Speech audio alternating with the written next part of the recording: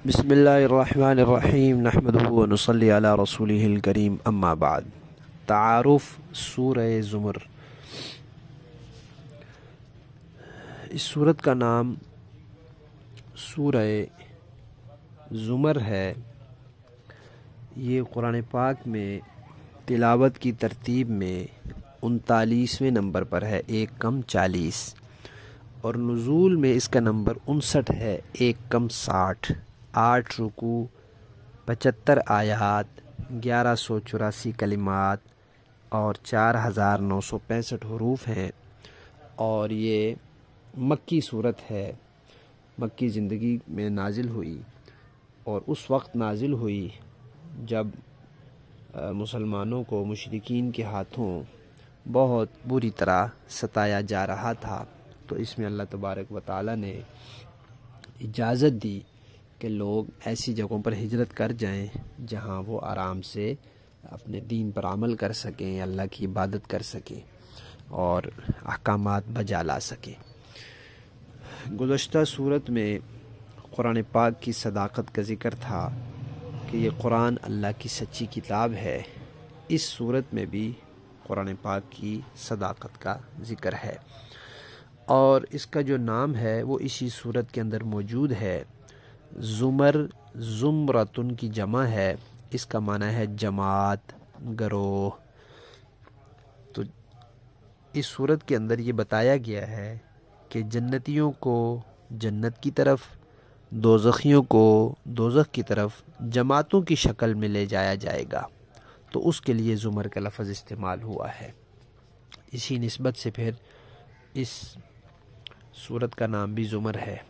اور جو ہجرت کی اجازت ہے، اس کے بارے میں تفسیروں میں لکھا ہے کہ جو حبشہ کی طرف مسلمانوں نے ہجرت کی تھی، اس سے پہلے یہ صورت نازل ہوئی تھی، اور کیونکہ یہ مکی صورت ہے تو اس لیے جو مکی صورتوں کے مضامین ہیں ان میں سے توحید کا اس میں بڑی اہمیت کے ساتھ تذکرہ ہے، اور عبادت کو خالص اللہ کے لیے کرنے کے اوپر بڑی تاکید اور بڑا زور ہے، اور اس میں ملاوٹ کرنے کے جو سنگین نتائج ہیں اس کو بیان کیا ہے دلائل کے ساتھ، عام فہم مثالوں کے ساتھ۔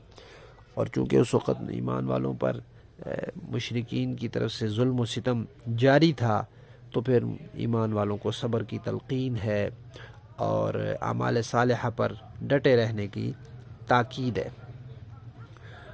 اسی طرح مکی صورتوں میں قیامت کا تذکرہ بھی ہوتا ہے، تو اس طرح اس صورت میں بھی قیامت کا تذکرہ ہے، کچھ احوال جنت کے، کچھ دوزخ کے، اور کفار و مشرکین کو بھی مکی صورتوں میں تنبیہ کی جاتی ہے کہ اگر وہ باز نہیں آئیں گے تو ان کے لیے بھی وہی معاملہ ہوگا جو پچھلی نہ ماننے والی قوموں کے ساتھ ہوا۔ تو اس صورت میں بھی اس چیز کا تذکرہ ہے۔ مرکزی مضمون اس صورت کا یہی ہے کہ عبادت صرف اور صرف اللہ کی۔ پہلے بار بار یہ بات ہو چکی ہے کہ توحید کے لیے 4 جملے یاد رکھنے چاہیے: ذات، صفات، خدائی اختیارات اور عبادات۔ اللہ تعالیٰ ذات میں اکیلے، صفات میں اکیلے، خدائی اختیارات میں اور عبادات میں، ان چیزوں میں اللہ کا کوئی شریک نہیں ہے۔ تو عبادات کا یہاں تذکرہ ہے کہ عبادت خالص اللہ کے لیے، اور روایات میں آیا ہے کہ نبی پاک صلی اللہ علیہ وسلم ہر رات میں سورہ بنی اسرائیل اور سورہ زمر تلاوت فرمایا کرتے تھے۔ اور ایک اہم بات یہ ہے کہ قرآن پاک میں 7 صورتیں ایسی ہیں جو اکٹھی ہیں اور 7 کی 7 حامیم سے شروع ہو رہی ہیں، تو ان کو کہتے ہیں حوامیم 7۔ 7 صورتیں، 7 حوامیم، حامیم سے شروع ہونے والی، اور ان 7 صورتوں سے پہلے سورہ زمر ہے، ان 7 صورتوں کے بعد سورہ محمد ہے۔ تو ان 9 صورتوں کے بارے میں کہا جاتا ہے کہ یہ حفظ و فہم کے اعتبار سے، مضامین کے مختلف پہلوؤں کے اعتبار سے بہت اہم ہیں، ان کو بار بار پڑھنے کی تاکید آئی ہے، اور ان کے مضامین کو بھی بغور پڑھنا چاہیے۔ سارا قرآن ہی بار بار پڑھنا چاہیے اور ان کو غور سے پڑھنا چاہیے، لیکن ان صورتوں کی زیادہ تاکید ہے۔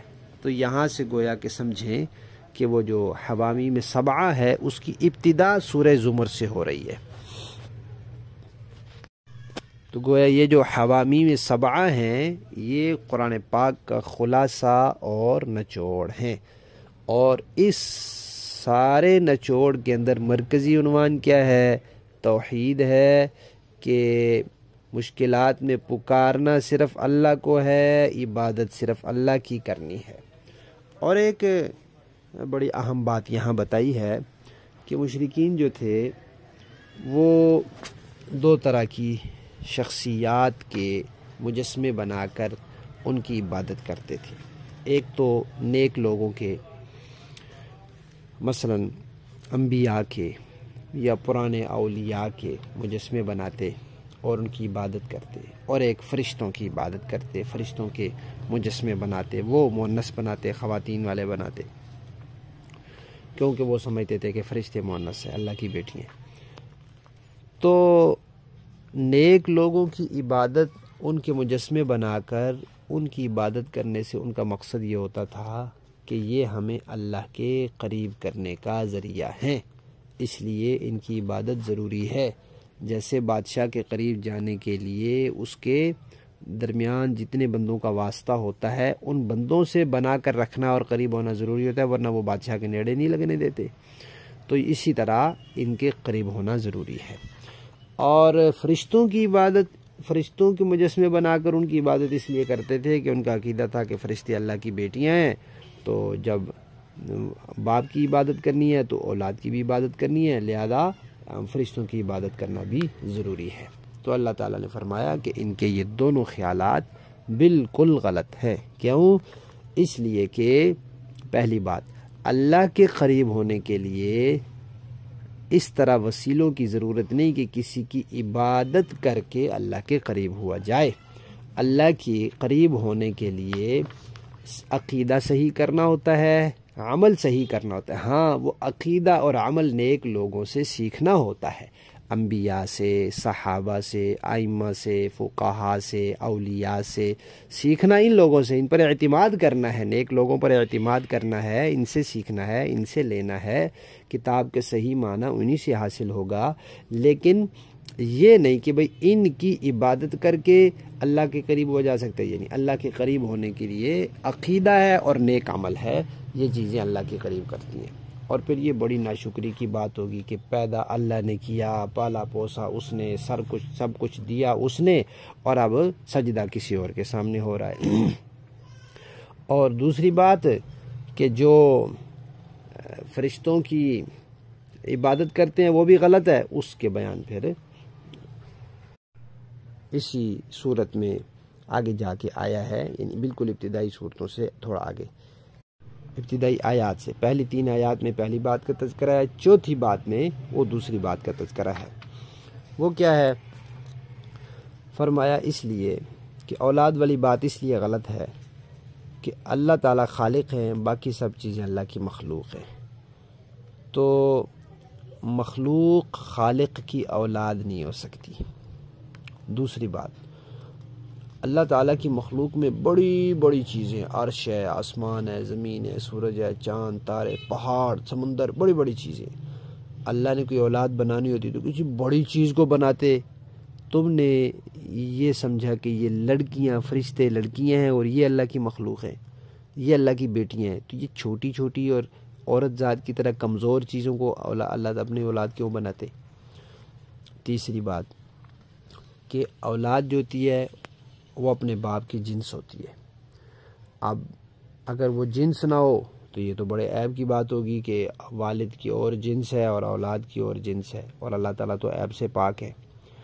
اب اگلی بات یہ کہ اللہ تعالیٰ تو ہمیشہ سے ہیں، اب اگر اولاد بھی اسی جنس سے ہو تو وہ بھی ہمیشہ سے ہوگی، تو پھر وہ تو اللہ تعالیٰ کی پیدا کی ہوئی تو نہ ہوئی، حالانکہ ہر چیز اللہ کی پیدا کی ہوئی ہے۔